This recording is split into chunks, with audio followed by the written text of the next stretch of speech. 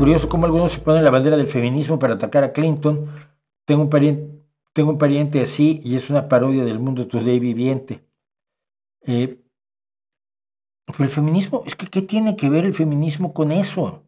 El feminismo es la igualdad de las mujeres. Si una mujer libremente se quiere acostar con un señor que es casado, pues el problema es entre el señor casado y su esposa. Nada más. Nada más.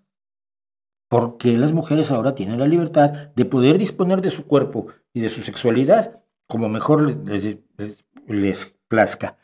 O cada vez más se acercan a eso que los hombres hemos tenido toda la vida, ¿eh?